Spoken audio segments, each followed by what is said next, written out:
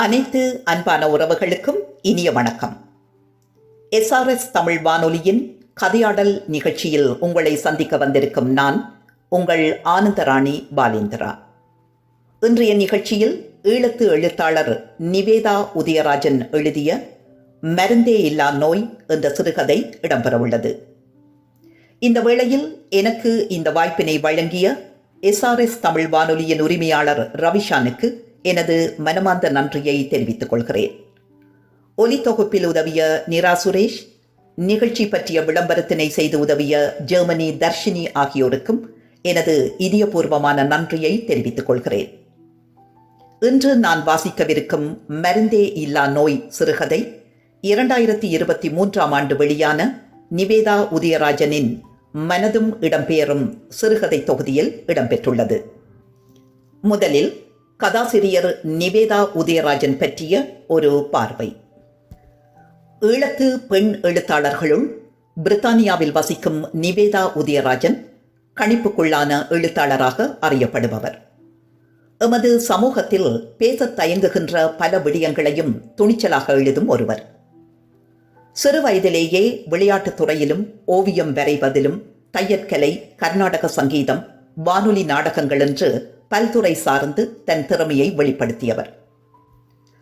தமிழ் மொழியின் மீது கொண்ட அதீத ஆர்வத்தினால் கவிதைகள், சிறுகதைகள் என யாழ் இணையத்தில் எழுத ஆரம்பித்து தொடர்ந்து எழுதி வருகிறார். நிறம் மாறும் உறவுகள் 2013, உணர்வுகள் கொன்றுவிடு 2019, மனதும் இடம்பெயரும் 2023 ஆகிய 3 சிறுகதை தொகுதிகள், நினைவுகளின் அலைதல் கவிதை தொகுப்பு, வரலாற்றை தொலைத்த மனிதர், மொசப்பத்தேமியாவிலிருந்து ஈழம் வரை ஆகியன இதுவரை வெளிவந்த இவரது நூல்களாகும். யாழ்ப்பாணத்தில் இடுவிலை பிறப்பிடமாக கொண்ட நிவேதா வேம்படி மகளிர் கல்லூரியில் கல்வி கற்று நாட்டின் போர்ச்சூழல் காரணமாக 1985 தன் பெற்றோருடன் ஜெர்மனிக்கு புலம்பெயர்ந்து அங்கு 18 ஆண்டுகள் வாழ்ந்தவர். தற்போது பிரித்தானியாவில் கடந்த 20 ஆண்டுகளாக வசித்து வரும் நிவேதா மிச்சம் பகுதியில் தமிழ் பாடசாலையொன்றையும் நடத்தி வருகிறார். 38 ஆண்டுகளாக புலம்பெயர்ந்து வாழ்ந்தாலும் எமது தமிழ் மொழியையும் பண்பாட்டு விழுமியங்களையும் மறக்காது அடுத்த சந்ததிக்கு கடத்துவதில் முனைப்புடன் செயலாற்றிக் கொண்டிருக்கிறார். சிறுகதை மருந்தே இல்லா நோய். எழுதியவர் நிவேதா உதயராஜன். வாசித்தளிப்பவர் ஆனந்தராணி பாலேந்திரா. மாலை நேர சூரியன் மறையும் காட்சி அத்தனை அழகாயிருந்தும் மதுவால் அதை ரசிக்க முடியவில்லை. பெரிய தோட்டத்துடனான வீடு, சமதரையாக இல்லாது மேடும் பள்ளமுமாக இருந்ததில் அதற்கேற்ற நிபுணர்களை கொண்டு காசை பார்க்காமல் வடிவமைத்ததில் எத்தனை தரம் பார்த்தாலும் சலிக்காத அழகுடன் அந்த வீட்டின் பின்பகுதியும் தோட்டமும் அழகாயிருக்கும். வரும் நண்பர்கள் அதை பார்த்து பொறாமை கொண்டாலும் கூட வாய்விட்டு அதன் அழகை புழுகாமலும் போனதில்லை.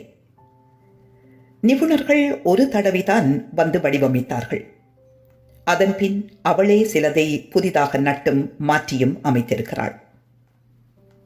ரோசா கன்றுகள் மட்டும் விதம் விதமாக பூத்து குலுங்குவதை எத்தனை தடவை பார்த்தாலும் யாருக்கும் சலிக்காது. மாதம் ஒரு தடவை ஒருவர் வந்து கத்தரிப்பதை கத்தரித்து இலைகளை கூட்டி சுத்தம் செய்து புற்களை எல்லாம் வெட்டி அழகுபடுத்திவிட்டு போவார். அவர் இறந்து 4 மாதங்களாகிவிட்டன. வேறு ஆளை தேட வேண்டிய மனோநிலையும் அவளுக்கு இல்லாததனால் தோட்டம் குப்பைகள் நிறைந்து செடிகள் கண்டபடி வளர்ந்து தோட்டத்தின் அழகை கெடுக்கிறது தான். இருந்தும் மது அதை பற்றி அக்கறையே இல்லாது மனதை எங்கோ விட்டபடி யோசனையில் ஆழ்ந்திருந்தாள். விடாது அழைத்த தொலைபேசி அழைப்பு அவளை நிகழ்வுக்கு கொண்டு வர எழுந்து சென்று தொலைபேசியை எடுக்கும் முன்னர் அது நின்று போயிருந்தது. திரிய பார்த்தவளுக்கு மனதில் குற்ற உணர்வு ஏற்பட உடனே வந்த இலக்கத்தை அழுத்தி அந்த பக்கம் தொலைபேசி எடுக்கப்பட, மன்னிச்சு கொள்ளுங்க அக்கா, ஏதோ நினைப்பில் இருந்துட்டேன், உடனே வாரன் என்றபடி சப்பாத்தி கொழுவிக்கொண்டு காரில் ஏறி அமர்ந்தாள். பள்ளி முடிந்து வந்ததும் பிள்ளைகளுக்கு கோரிக்கை ஏதாவது கொடுத்து 1 மணி நேரம் தொலைக்காட்சி பார்க்க விட்டுவிட்டு 5 மணி தொடக்கம் 7 மணி வரை ஒரு தமிழ் பெண்ணிடம் ஆங்கில டியூஷனுக்கு விட்டுவிட்டு இவள் திரும்பி வந்து இரவு உணவை தயாரித்து பிள்ளைகளின் உடைகளை எடுத்து கூடையில் போட்டுவிட்டு வீட்டையும் கூட்டி எல்லாம் ஒழுங்காக்கிவிட்டு பிள்ளைகளை திருப்பி கூட்டி வந்து இரவு உணவை உண்பதற்கு மேசைக்கு அழைக்கிறாள். அப்பா அங்கே அம்மா. அவருக்கு வேலை கூடவாம், கொஞ்சம் பொறுத்து தான் வருவார் அப்பா. நீங்கள் சாப்பிடுங்கோ. நீங்கள் சாப்பிட இல்லையே. அப்பா வந்த பிறகு அவரோடு சேர்ந்து சாப்பிட்றேன் என்றவள் மகனின் அன்பில் நெகிழ்ந்து போகிறாள். அப்பா சாக்லேட் கொண்டு வர வேறோ? மகள் கேட்கிறாள். அப்பா அந்த செல்லமெல்லோ நீங்கள் கட்டாயம் கொண்டு வருவார். நேற்று அப்பா கொண்டு வர இல்லையே. அப்பா கொண்டு வந்து குசினி மேசையில் வச்சவர் நரி வந்து கொண்டு போட்டது. இன்றைக்கு கட்டாயம் கொண்டு வருவார். பிள்ளைகளிடம் பொய் சொல்கிறோமே என்ற வேதனையும் வெட்கமும் அவள் மனதை சூழ்கிறது. நாளை நான் கட்டாயம் இருவருக்கும் சாக்லேட் வாங்கி கொடுக்க வேண்டும், அல்லது அவர்களுக்கு இவளின் மேல் நம்பிக்கையே இல்லாது போய்விடும். தனக்குள் தீர்மானித்தவளாக மிகுதி வேலைகளை முடித்து பிள்ளைகளை படுக்கைக்கு அழைத்து போய் தூங்க வைத்த பின்னும் அடுத்த நாட்காலை வெள்ளன எழுந்து சமைத்து வைத்துவிட்டு வேலைக்கு செல்ல வேண்டுமென்ற எண்ணமும் எழ சாப்பிட வேண்டுமென்ற நினைப்பேயின்றி படுக்கைக்கு செல்கிறாள் மது. பிரான்சில் பிறந்த மது படிப்பில் கெட்டிக்காரி மட்டுமன்றி அழகிலும் குறைந்தவள் அல்ல. அவளின் 12 வயதில் சராசரி தமிழ் பெற்றோரின் ஆசைக்கிணங்க லண்டனுக்கு பெற்றோரோடு இடம்பெயர்ந்தவளுக்கு முதலில் லண்டன் பிடிக்காவிட்டாலும் போக போக யூனியில் இடம் கிடைத்து படிக்க ஆரம்பித்ததும் பிடித்து போய்விட்டது. பெற்றோர்கள் அங்கு கஷ்டப்பட்டு சேர்த்த காசை கொண்டு வந்து ஒரு கடையெடுத்து நடத்த ஆரம்பிக்க இவளுக்கு அவர்களின் தலையீடு குறைய நிம்மதியாக படிக்க ஆரம்பித்து தான் உண்டு தன் வேலையுண்டு என்று இருக்க ஆரம்பித்தாள். இரவில் அவள் பெரிதாக வெளியே சென்றதில்லை. ஆனாலும் ஒரு கூட படிக்கும் நண்பியின் பிறந்த நாள் கொண்டாட்டம் என்ற அழைப்பை ஏற்று தாயிடம் கெஞ்சி மன்றாடி இரவு வர பிந்தும் அவளின் தந்தையே எல்லாம் முடிய கூட்டிக் கொண்டு வந்து விடுவார் என்று தாயை சம்மதிக்க வைத்தபோது, இதுதான் கடைசி, இனிமேல் இப்படி கண்டபடி திரிய அப்பா சம்மதிக்க மாட்டார் என்ற எச்சரிக்கையோடு தாய் அனுமதிக்க நண்பியுடன் சென்றவள் பிறந்த நாள் கொண்டாட்டம் பப் ஒன்றில் என்றதும் நடுங்கித்தான் போனாள். எனக்கு பயமாயிருக்கு டாரத்தி, அம்மாக்கு தெரிஞ்சா பிரச்சனை என்று முணுமுணுத்தவளை, hey you are not a child என்று நகைத்தபடி கேலி செய்தாள் டாரத்தி. அங்குதான் நவீனை முதலில் சந்தித்தது. கண்டதும் காதல் என்று ஒன்றும் ஏற்படாவிட்டாலும் அவனும் அதே யூனியில் படித்ததால் அதன் பின் தானாகவே நிகழ்ந்த சந்திப்புகளும் அவனின் கண்ணியமும் அவளை கவர அவனே நாளை என்னுடன் ரெஸ்டாரண்ட் வருகிறாயா என்று அழைத்தான். ஒரு நாள் கதைத்து கொண்டிருந்த போதுதான், என்ன போலத்தான் உனக்கு இரவில தூங்க முடியாமல் இருக்கா என்று அவன் கேட்டு தன் காதலை வெளிப்படுத்த, நிறைய தமிழ் படம் பார்க்கிறாயா என்று சினிமா பாணியிலேயே அவளும் வெட்கப்பட்டு காதலை வெளிப்படுத்த, காலம் எப்படித்தான் விரைந்தோடியதோ இருவருக்கும் தெரியவில்லை. பெற்றோருக்கு சொல்லாமல் இரவில் அதிகம் வெளியே தங்காமல் படிப்பையும் காதலையும் சமமாக பார்த்து கொண்டதால் எந்த தடங்களும் ஏற்படாது போனது. படித்து முடித்த கையோடு பிரெஞ்சு விமான சேவையொன்றில் நல்ல ஊதியத்துக்கு உடனேயே அவளுக்கு வேலையும் கிடைத்தது. அவன் எத்தனை முயன்றும் ஓராண்டு முழுவதும் வேலை கிடைக்கவே இல்லை. உமக்கென்ன, நல்ல வேலையும் சம்பளமும், ஆண்களுக்கு ஏன் வேலை தரப்போறாங்கள் என்பதாய் சலிப்புடன் அவன் கதை நீளும். நவீன், மனத்தை தளர விட வேண்டாம், எதுக்கும் சும்மா இருக்காமல் மாஸ்டர்ஸ் செய்யுங்கோ. 3 வருடங்கள் படிச்சே அழுத்துட்டுது. இன்னும் 1 வருடமா? கட்டாயம் அதுக்கு பிறகு வேலை கிடைக்கும். ஒரு பகுதி நேர வேலை செய்து கொண்டு படியுங்கோ. நவீனுக்கு நண்பர்களூடாக மதுவே வேலையும் ஒழுங்கு செய்து அவனுக்கு பல வகையிலும் உதவியாக இருந்ததுமல்லாமல் வாரம் ஒரு தடவை இருவரும் நாள் முழுவதும் எங்காவது சுற்றிவிட்டு வீடு வருவதுமாக காதலையும் தக்க வைத்துக் கொண்டிருக்க மதுவின் வீட்டில் பிரச்சனை ஆரம்பித்தது. மது, இங்கே இந்த படத்தை பேர். படியன் என்ஜினியர், 2 படிகள். படத்தை மறுக்காமல் வாங்கி 2 நாள் வைத்திருந்து விட்டு, எனக்கு பிடிக்கல என்றவளை ஏன் எதுக்கு என்று கேள்வி கேட்டு துளைத்து விட்டனர். 1 2 4 ஒவ்வொருவருக்கும் ஏதோ ஒரு நொண்டி சாட்டி சொல்லி காலம் கடத்தி நவீன் படித்து முடித்ததும் இனி சொல்லித்தான் தீர வேண்டும் என்று இருவரும் முடிவெடுத்து தாயிடம் வருகிறாள் மது. எல்லா விசாரணைகளும் முடிந்த பின்னர், உது சரி வராது, உந்த ஊர்ல செய்தால் எங்கட மானம் போயிடும். நாங்கள் 2 பேரும் லவ் பண்றோம். அவரை விட்டுட்டு வேற யாரையும் நான் கட்ட முடியாது. உதுக்குத்தான் நாங்கள் பெத்து வளர்த்த நாங்களோ. அம்மா, எனக்கு இப்ப 24 வயசு. அதுக்காக கண்டவனையும் கட்ட போறோன்னுவியோ? உங்களோட சம்மதத்தோட தான் கட்ட வேணும் என்றுதான் எங்களுக்கும் விருப்பம். கடைசி வரை நாங்கள் சம்மதிக்க மாட்டோம். சரி அம்மா, இனி உங்களோட விருப்பம்.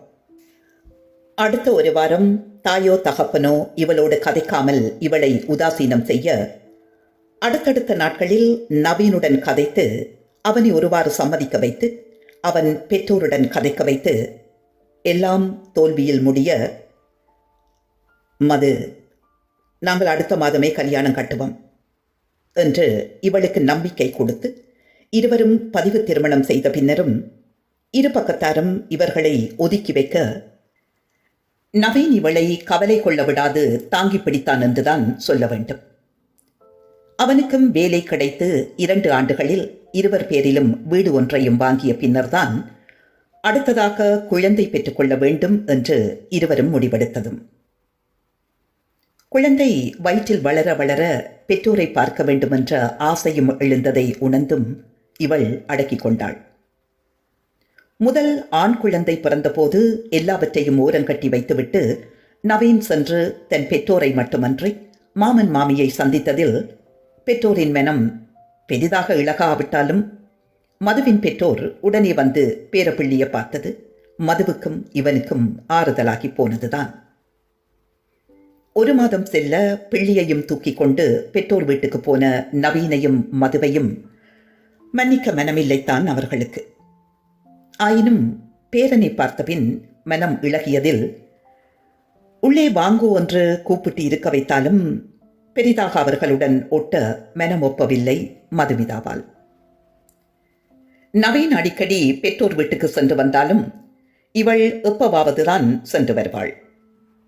அவன் சாதி தடிப்ப பேரன் என்று நவீனின் தாய் கூறுவதை நவீன் ஏற்காது, அவள் அப்படிப்பட்டவள் இல்லையம்மா, நீங்களும் தானே அவள் வந்தால் முகம் கொடுத்து பெருசா கதைக்கிற இல்ல என்பான். 2வது பெண் குழந்தை பிறந்த பின் பெற்றவளே மதுவை கண்ணும் கருத்துமாய் பார்த்து கொண்டாள். ஆனாலும் பேத்தியை பார்க்க நவீனின் பெற்றோர் வந்தபோது கதவை திறந்துவிட்டு வாங்கோ என்று கூட சொல்லாமல், உன்ற மாமனும் மாமியும் வந்திருக்கணும், போய்ப்பார் என்று விட்டு சமையல் அறையில் போய் நிற்க மதுவுக்கு தாயின் மேல் கோபம் வந்ததுதான். எப்படி சொன்னாலும் அம்மா விளங்கிக் கொள்ளப் போவதில்லை. ஆனாலும் ஆறுதலா அம்மாவுக்கு விளங்கப்படுத்த வேணும் என எண்ணிக்கொண்டாள். அந்த நேரம் பார்த்து நவீனின் நண்பன் வேணுவும் மனைவியும் வீட்டுக்கு வந்ததில் நிலைமை மோசமடையவில்லை. மதுவின் பெற்றோருடன் கதைத்துக் கொண்டிருந்து விட்டு, எங்கே நவீன் என்கிறாள் வேணுவின் மனைவி கலா. வேணு கேட்க வேண்டிய கேள்வியை இவள் ஏன் கேட்கிறாள் என்னும் நெருடல் மதுவுக்கு எழுந்தாலும், அவருக்கு இன்றைக்கு 1/2 நாள் வேலை, இன்னும் 1 மணி நேரத்தில் வந்துடுவார் என்று மது கூறியவுடன், சரி அவர் வரும் வரையும் இருந்துட்டு போவோம் என்கிறாள் கலா. அவளின் நடவடிக்கை மதுவுக்கு பெரிதாக பிடிப்பதில்லை. ஆரம்பத்தில் திருமணமான புதிதில் இவர்கள் மனதை ஆற்றிக்கொள்ள நண்பன் வேணுவின் வீட்டுக்கு போவார்கள். மது இருப்பதை பற்றி எள்ளளவும் கவலை கொள்ளாமல் நவீனுடனேயே அவள் கதைத்துக் கொண்டே இருப்பாள். ஆரம்பத்தில் அது சாதாரணம் என்றுதான் மதுவும் எண்ணினாள். ஆனால் போக போக மது அவதானித்து பார்த்ததில் நவீனை கண்டவுடன் அவள் கண்களில் ஒரு ஒளிர்வை அவதானித்த பின் மது அவர்கள் வீட்டுக்கு செல்வதை குறைத்து கொண்டாலும் தொலைபேசியில் நவீனும் வேணுவும் கதைத்துக் கொள்வதை நிறுத்தவில்லை. மாமியும் மாமாவும் வந்திருக்கும் போது தாம் வந்தது எத்தனை இடைஞ்சல் என்று விளங்காமல் நவீனை பார்த்துவிட்டு போவோம் என்றது எரிச்சலை கிளப்பியதுதான். ஆயினும் போங்கு என்று சொல்லவா முடியும்? வேணு மிகவும் நல்லவர். மதுவை தன் தங்கி என்று கூறி நாகரிகமாக நடந்து கொள்வார். ஆனால் இவள் கலாதான் சரியில்லை என்று மதுவின் மனம் சொல்லிக்கொண்டே இருக்குது. நவீன் வேலையால் வந்தவுடன் அவன் பெற்றோருடன் கதைக்க கூட விடாது கலாவை அவனுடன் கதைத்துக் கொண்டிருக்க மதுவின் தாய்தான் இவளை குசினிக்குள் அழைத்துச் சென்று, உவள முதல்ல வெளியில கல, மருமன் வந்த நேரம் தொடக்கம் விடாமல் கதைச்சு கொண்டிருக்கிறாள், எனக்கென்றால் நல்லதா படையில்ல என்ற பின் இவள் சென்று, நவீன் நீங்கள் குளிச்சிட்டு வந்த கதைங்கோ என்று சொல்ல நவீனின் தாயும், தம்பி அவையை அனுப்பி போட்டு வந்து குளிக்கட்டன் என்று சொன்னதும் இல்லாமல், நீங்கள் இன்னொரு நாள் வந்து ஆறுதலா கதையுங்கோவன் என்றதும் வேணு, ஓமம்மா இன்னொரு நாளைக்கு வாரம் என்றபடி எழ கலாவும் எழும்ப வேண்டியதாகிவிட்டது. பிள்ளைகள் இருவரிலும் நவீன் உயிரையே வைத்திருக்கிறான். மூத்த மகன் பள்ளி செல்லும் வரையிலும் மதுவுக்கு எல்லா உதவிகளையும் பார்த்து பார்த்து செய்தது நவீன் தான். அவனின் பெற்றோர் அங்கு வருவதற்கு முன்னர் அவன் இன்னொரு குடும்பத்தினருடன் தான் ஒரு அறையில் வசித்தான். அவர்களே 2 நேர உணவும் கொடுத்து அவனை குடும்பத்தில் ஒருவனாக நடத்தினர். அவர்களின் 2 குழந்தைகள் கூட மாமா மாமா என்று இவனுடன் மிகவும் இயல்பாக பழகுவதில் இவன் தனிமையை உணர்ந்தது கூட இல்லை. அவர்களை விட இன்னும் 2 நண்பர்களின் குடும்பங்களும் இருந்ததில் அவன் பொழுது மதுவை திருமணம் செய்த பின்னரும் நன்றாகவே போய்கொண்டிருந்தது.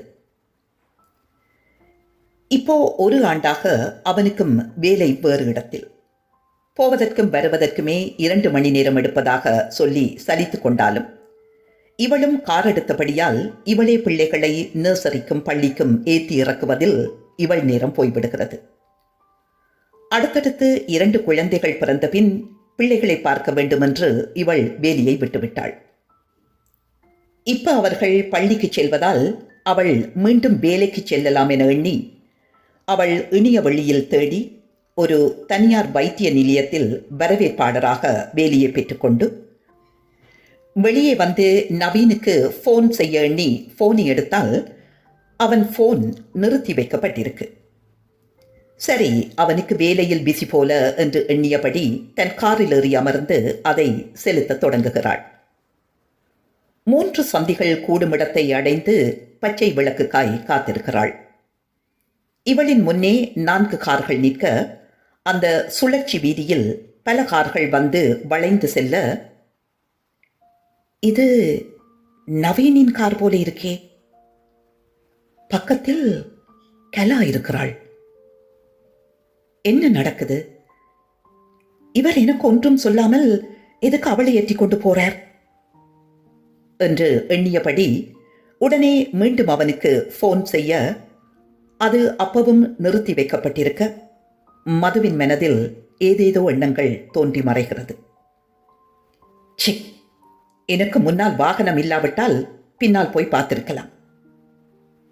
சிச்சி, நவீன் அப்படிப்பட்டவர் இல்லை என்று மனம் கூறினாலும் நிலை கொள்ளாமலும் அவன் வீடு வந்து சேரும் வரை தவித்ததுதான். அவளுக்கு வேலை கிடைத்த மகிழ்ச்சியே தொலைந்து போயிருக்க இரவு அவன் வீடு திரும்பும் வரை ஒரு வாய் உணவு கூட உள்ளே செல்ல மறுத்தது. வழமைக்கு மாறாக 1 மணி நேரம் பிந்தித்தான் அவன் வந்திருந்தான். அவள் அவசரப்படாமல் அவனுக்கு உணவை பரிமாற அவனும் உண்டு முடித்து கை கழுவி வர மட்டும் பொறுமை காக்கிறாள். ஏன் நவீன் இன்றைக்கு லேட்? கொஞ்சம் வேலை கூட, அதுதான் முடிச்சிட்டு வந்த நான் 11 மணிக்கு உங்களுக்கு 3 தரம் ஃபோன் செய்த நான் சுவிட்ச் ஆஃப் சொல்லிச்சு. ஃபோன் அடிச்ச நீரே, இரவு நான் சார்ஜ் போட மறந்துட்டேன். 11 மணி போல சட்டன் சிட்டி பக்கம் வந்தீங்களா? ஓம், அது உவன் வேணு ஃபோன் செய்து கலாவுக்கு ஹாஸ்பிட்டல்ல ஒரு அப்பாயின்மெண்ட் இருக்கு, ஒருக்கா கூட்டிக் கொண்டு போய் விடுறியோன்னு கேட்டவன். அவன் ஏதோ அலுவலா மென்செஸ்டர் போக வேண்டி வந்துட்டு தான்.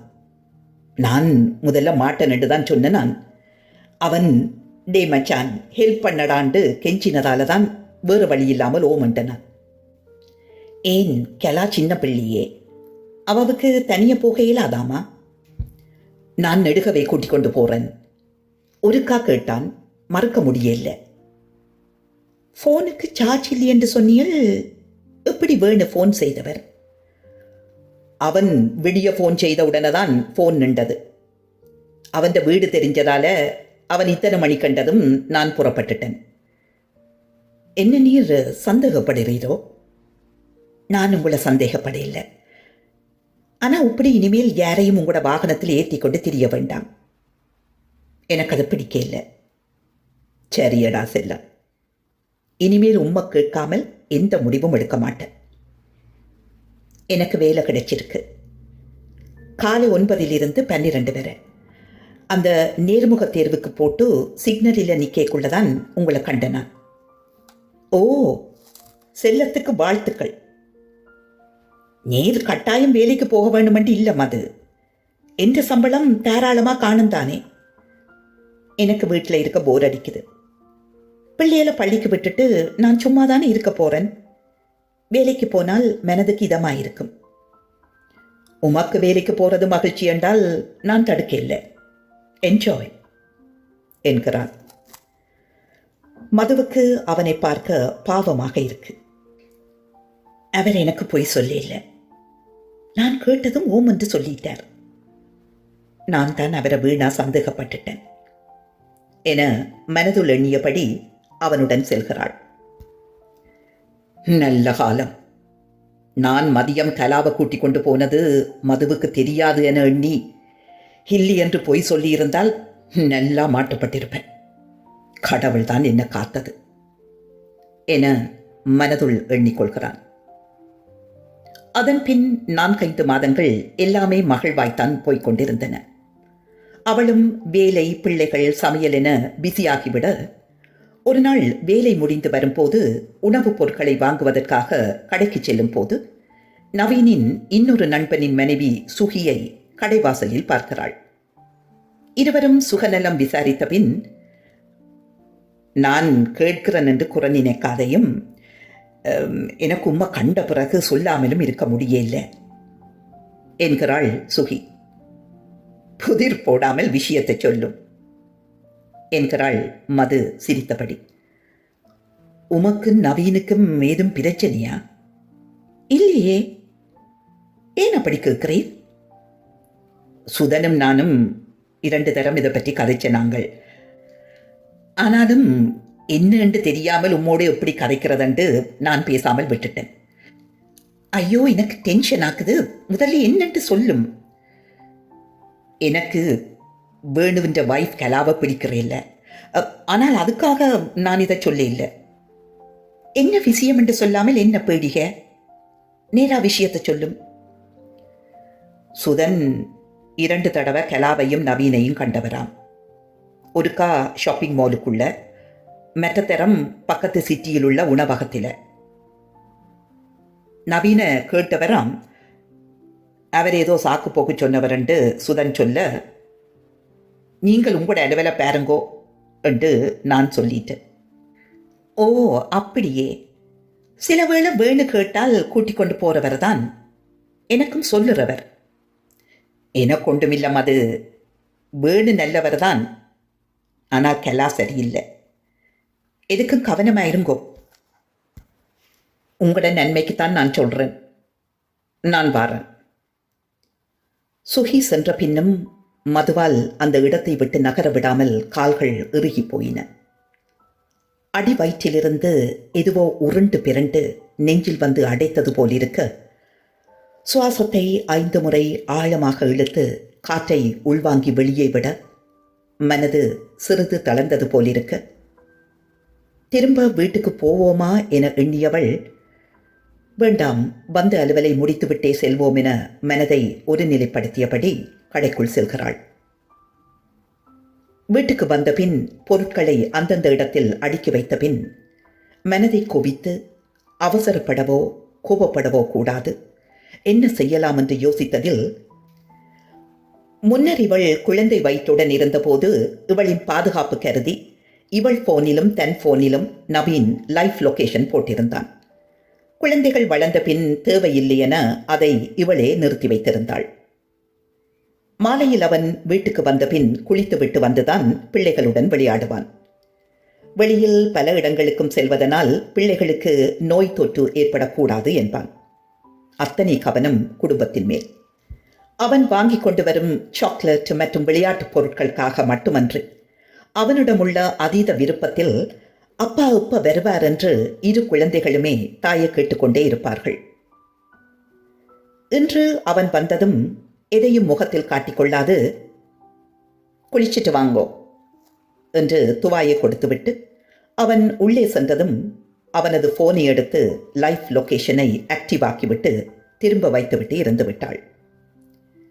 அவனுடன் எதுவுமே நடக்காதது போல சிரித்து கதைத்துவிட்டு தான் எத்தனை பொறுமையுடன் நவீனின் விடயத்தை கையாள்கிறேன் என்று தன்னைத்தானே மனதுள் மெச்சிக்கொள்கிறாள். அடுத்த 2 நாட்கள் கண்காணித்ததில் அவன் வீட்டுக்கும் வேலைக்குமாகத்தான் செல்வது தெரிய, சுகியின் கதையை கேட்டு நான் தான் வீணாக நவீன் மேல் சந்தேகப்பட்டு விட்டேனோ என்ற சந்தேகம் கூட எழுகிறது அவளுக்கு. ஆனால் 3ஆம் நாள் மதியம் அவனின் கார் வேணுவின் வீட்டு லொகேஷனில் நிற்பது தெரிய மனதில் இனம் புரியாத குழப்பமும் கோபமும் எழுந்ததுதான். ஆனாலும் அங்கு வேணுவிடம் கூட போயிருக்கலாம் என்ற எண்ணம் எழ பதட்டப்படாது தொடர்ந்தும் கவனிக்கலானாள். அடுத்த 2 நாட்கள் எதுவுமற்றி கழிய, அதற்கும் அடுத்த நாள் வீட்டிலிருந்து புறப்பட்ட கார் நேரே வேணுவின் வீட்டுக்கு சென்றது மட்டுமன்றி கிட்டத்தட்ட 3 மணி நேரம் அந்த இடத்திலேயே நிற்க இவளின் சந்தேகம் வலுக்க ஆரம்பித்தது. அவசரப்பட்டு அவனை எதுவும் இப்ப கேட்டுவிடக்கூடாது என எண்ணியவள் அதற்கேற்றாற்போல் தன் நடவடிக்கையில் சந்தேகம் ஏற்படாதவாறு பார்த்து கொண்டாள். நவீனை கவனித்ததில் அவன் சாதாரணமாகத்தான் இருக்கிறான். ஆனாலும் யாரையும் நம்ப முடியாது என அவள் மனம் சொல்ல, தொடர்ந்தும் கண்காணிக்க 2 வாரங்களாக மதிய நேரத்தில் அவனின் கார் வேணுவின் வீட்டுக்கு செல்வதும் போவதுமாக இருக்க, இன்று அவனை அது பற்றி கேட்பதென முடிவெடுத்து காத்திருக்கிறாள். வழமை போல் அவன் குளியல் அறைக்கு செல்ல அவனின் போனை எடுத்து லைஃப் லொகேஷனை நிப்பாட்டிவிட்டு அவன் கதைத்த தொலைபேசி இலக்கங்களை பார்த்தபோது பெயர் இல்லாத ஒரு தொலைபேசி இலக்கம் பல தடவை அவனுக்கு வந்திருக்க, அந்த இலக்கத்தை அழுத்தி யாரென்று கேட்போமா என இவள் நினைத்த வேளை மீண்டும் அந்த போன் உயிர் பெற, ஹலோ என்று பெண் குரல் ஒன்று கேட்கிறது.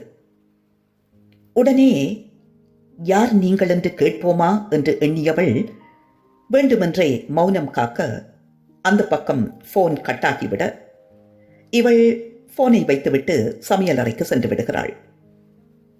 நவீன் உணவு அருந்தி முடிய பிள்ளைகளுடன் விளையாடி அவர்களும் களைப்புடன் தூங்கச் சென்ற பிறகு, என்ன நவீன், வேணு வீட்டுக்கு அடிக்கடி கூட கார் போய் வருதாம், சில பேர் பார்த்துட்டு எனக்கு போன் பண்ணி சொல்லிச்சினம் என்கிறாள்.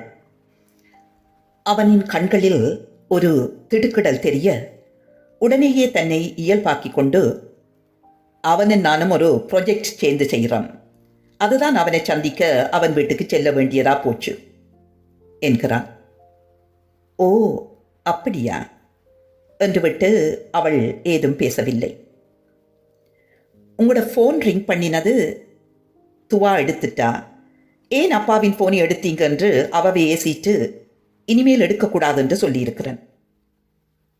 சொல்லிவிட்டு கட்டிலில் அமர அவன் பதைப்புடன் போனை எடுத்து பார்த்துவிட்டு, புது இலக்கமாக இருக்கு, யார் என்று தெரியல, காலமதான் அடித்து பார்க்க வேண்டும் என்கிறான்.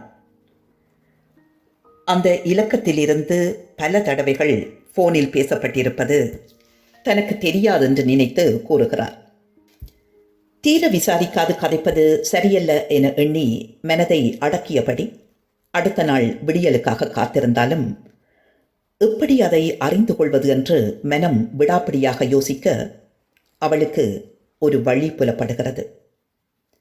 காலை எழுந்து இயல்பாக எல்லாவற்றையும் செய்து நவீனுக்கு உணவும் கட்டி கொடுத்து அவனுக்கு தெரியாமல் வேணுவின் தொலைபேசி இலக்கத்தை எடுத்துவிட்டு மீண்டும் தொலைபேசியை அவன் வைக்கும் இடத்தில் வைத்து சிரித்த முகத்துடன் அவனை வழி அனுப்பி வைத்துவிட்டு எண்ணலில் நின்று அவன் போவதை உறுதி செய்துவிட்டு உடனே வேணுவின் இலக்கத்தை அழுத்துகிறாள். 3-4 தடவை போன் அடிக்கும் சத்தம் கேட்டும் அவன் எடுக்கவில்லை. விடாமல் தொடர்ந்தும் அடித்துக் கொண்டிருக்க 3ஆம் தரம் தொலைபேசி எடுக்கப்பட்டு, ஹலோ என்று கிணற்றுக்குள் இருந்து கதைப்பது போல் குரல் கேட்கிறது. வேணுவா கதைக்கிறீர்கள்? ஓம், நான் தான். நீங்கள் யார்? சாரி, நீங்கள் இன்னும் எழும்பவில்லை போல. நான் நவீனின் வைஃப் மது. ஓ ஓ சாரி, ஃபோனில் நாங்கள் கதைக்காதபடியால் உங்களோட குரல் விளங்க இல்லை.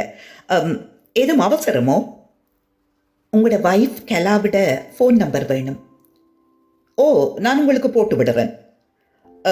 நவீன் உங்களுக்கு சொல்லி இல்லையா? நான் இப்போ ஒரு வாரமாக கனடாவில் நிற்கிறேன். நாளை இன்றைக்கு வந்துடுவேன். எனக்கு அவர் சொல்ல மறந்துட்டார். சரி, நீங்கள் போட்டு விடுங்கோ. ஃபோனை வைத்தவுடன் அவளுக்கு ஒன்றும் 2 என்று புரிய நெஞ்செங்கு மெரிகிறது. நவீன் நல்லவர்தான். அந்த கலாதான் வலிய போய் அவர் மனதை கெடுத்திருப்பாள். அவசரப்படவே கூடாது. இன்னும் கொஞ்சம் பொறுமையாயிரு என மனம் கூற என்ன செய்வது என்று பலவாறு யோசித்தும் விடை கிடைக்காது. பிள்ளைகளை எழுப்பி அவர்களுக்கு எல்லாம் செய்து பள்ளிக்கு கொண்டு சென்று விட்ட பின் தன் வேலையில் தனக்கு உடல்நிலை சரியில்லை என்று விடுப்பு எடுத்துவிட்டு வந்து கட்டிலில் சரிய கோகிலா அக்கா தொலைபேசியில் அழைக்கிறார். ஆரம்பத்தில் நவீன் இந்த கோகிலா குடும்பத்துடன் தான் வசித்தது. குழந்தைகள் பிறந்த பின்னர் அவர்கள் வீட்டுக்கு போவது குறைந்தாலும் அவர்களுடனான உறவு பலமாகவே இருந்தது. நாளை அவர்கள் மகளுக்கு பிறந்த நாள். அதனால் மாலை அந்நிகழ்வில் கலந்து கொள்ளுங்கள் என்று உரிமையுடன் கோகிலா அழைக்க சரி என்கிறாள். நவீன் வந்தவுடன் கோகிலா அக்காவின் அழைப்பு பற்றி கூற முதலில் ஏதோ எண்ணியவன் பின் நீர் பிள்ளைகளை கூட்டிக் கொண்டு போம், நான் வேலை முடிய அப்படியே வாரன் என்கிறான். அடுத்த நாள் பிள்ளைகளையும் கூட்டிக் கொண்டு இவள் முன்னரே செல்ல அங்கு இன்னும் இவளுக்கு தெரிந்த சிலரும் தெரியாதவர்களும் இருக்கின்றனர். மற்றவர்களுடன் கதைத்துக் கொண்டே அப்பப்ப தொலைபேசியில் பார்க்கிறாள். காலையில் திரும்பவும் நவீனின் தொலைபேசியில் லைவ் லொகேஷனை ஆக்டிவ் ஆக்கியிருந்தாள். நவீனின் கார் இன்று பகல் எங்குமே செல்லாமல் நேரே வேலை இடத்துக்கு சென்று நின்றதுதான். ஆனால் இப்போ 10 நிமிடத்துக்கு முன்னர் தான் மீண்டும் கிளம்பி வேணுவின் வீடு இருக்கும் பக்கமாக செல்ல தொடங்க இவளுக்கு மனம் பரபரப்பாகிறது. உடனே நவீனுக்கு ஃபோன் செய்ய, நான் வேலையில் தான் நிற்கிறேன், இன்னும் 1/2 மணி நேரத்தில் வந்துடுவேன், நீ போட்டீரோ என்கிறான். நான் இப்பதான் வந்த, நான் எல்லாரும் வந்துட்டினம் கிரியா வாங்கோ என்று விட்டு மற்றவர்களுடன் கதைத்து கொண்டிருந்து விட்டு 1/2 மணி நேரம் செல்ல மற்றவர்களுடன் விளையாடி கொண்டிருக்கும் மகனிடம், அம்மா ஒருக்கா வெளியே போட்டு உடனே வாரன், தங்கச்சியை பார்த்து கொள்ளுங்கோ என்று விட்டு தன் காரின் பின் இருக்கையில் அமர்ந்து வீதியை பார்த்தபடி இருக்க ஒரு 5 நிமிடத்தின் பின் நவீனின் கார் வருவது தெரிகிறது. இரவு 7 மணியாகிவிட்டதில் இருள் எங்கும் சூழ்ந்திருக்க கண்களை பூத கண்ணாடியாக்கி பார்த்து கொண்டே இருக்க நவீனின் காரின் பின் கதவை திறந்து கலா இறங்கி அக்கம் பக்கம் ஒரு முறை பார்த்துவிட்டு கடகடவென கோகிலா அக்கா வீட்டுக்கு செல்ல நவீன் காரிலேயே இருக்கிறான். இவள் நினைத்ததுதான் அங்கு நடந்து கொண்டிருக்க, இவளும் அசையாது பார்த்து கொண்டிருக்க, சிறிது நேரத்தில் நவீனும் இறங்கி உள்ளே செல்ல, இவளும் இறங்கி காருக்குள்ளேயே வைத்துவிட்டு வந்த பரிசு பொதியை எடுத்துக்கொண்டு உள்ளே செல்கிறாள். இவளை காணாமல் தேடிக்கொண்டிருந்தவன் பிள்ளைகள் ஓடி வந்து அப்பா என்று கட்டிக்கொள்ள, அவர்களை தூக்கி மடியில் வைத்துக்கொள்ள, இவளும் வர சரியாக இருக்கிறது. சாப்பிட ஏதும் கொண்டு வரவா என்கிறாள் நவீனை பார்த்து. இப்ப வேண்டாம் என்று அவன் கூறும் போதே கோகிலா அக்கா பலகாரத்தட்டுடன் வந்து இவனுக்கும் கொடுத்துவிட்டு அந்த பக்கம் இருந்த கலாவுக்கும் கொடுக்கிறார். அவர்கள் இருவரையும் கண்காணித்தபடியே இவளும் இருக்கிறாள். கலாவோ அவனோ ஒருவரையொருவர் பார்க்கக்கூட இல்லை. நல்லா நடிக்கிறீர்கள் என இவள் மனம் எண்ணிக்கொள்கிறது. பிறந்த நாள் கேக் வெட்டி எல்லாரும் சேர்ந்து பாட்டு பாடி பிள்ளைகள் எல்லோரும் குதூகலமாக இருக்கின்றனர். கோகிலாவின் வீட்டு வரவேற்பறை மிக பெரியது. அதனால் சிறுவர்கள் எல்லோருக்கும் சங்கீத கதிரை விளையாட வருமாறு அழைக்க அவர்களும் ஆரவாரித்தபடி ஓடி வருகின்றனர். சிறுவர்கள் விளையாட பெற்றோர் தாங்களே விளையாடுவதா எண்ணி அவர்களை உற்சாகப்படுத்த விளையாட்டு சூடு பிடிக்கிறது.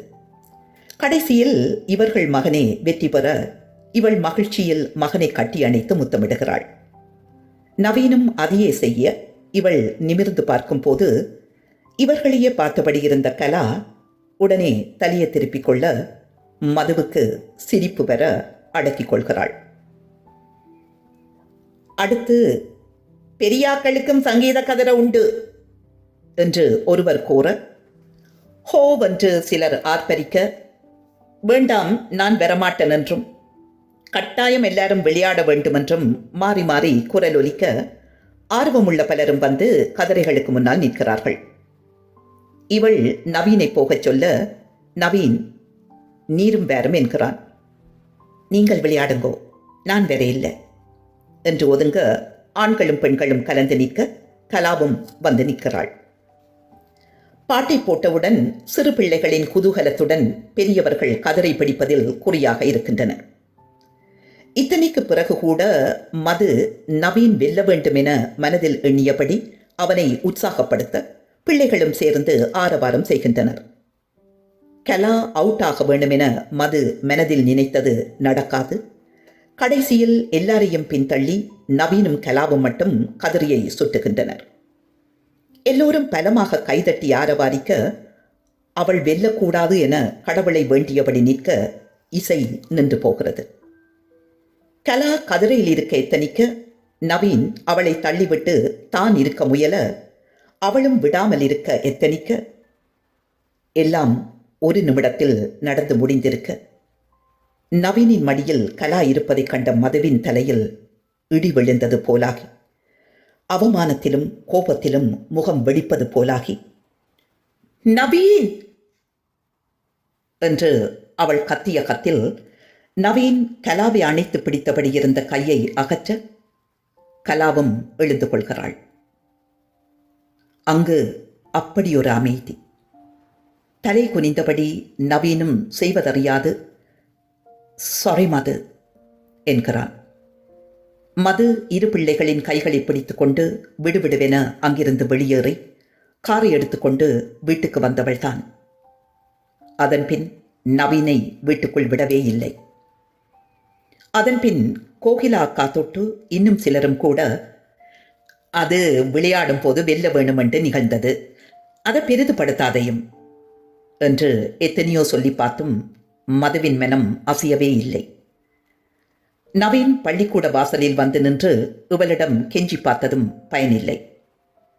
விவாகரத்துக்கு பதிந்து இவளின் பெண் லோயர் மேலதிக ஆதாரங்களை கேட்டபோதுதான் தான் அத்தனை நாட்கள் பத்திரப்படுத்தியிருந்த அவனும் கலாவும் வாட்ஸ்ஆப்பில் பரிமாறிய செய்திகளை அவளிடம் கொடுக்கிறாள். அவளுக்கு அவனிடமிருந்து விடுதலை கிடைத்துவிடும். ஆனால் வாரத்தில் 2 நாட்கள் பிள்ளைகளை அவனிடம் விடும்படி அல்லது அவன் பார்த்துவிட்டு போக கோர்ட் அனுமதிக்கும் தான். ஆனாலும் அவன் கண்ணில் படாமல் எப்படி பிள்ளைகளை வளர்ப்பது என்பதிலேயே அவள் சிந்தனையெல்லாம் செலவழிய, அலங்கோலமாகி போயிருக்கும் அழகிய தோட்டத்தை பெருமூச்சுடன் பார்த்து கொண்டு நிற்கிறாள் மது. இதுவரை நீங்கள் கேட்டது சிறுகதை மருந்தே இல்லா நோய். எழுதியவர் நிவேதா உதயராஜன். வாசித்தளித்தவர் ஆனந்தராணி பாலேந்திரா.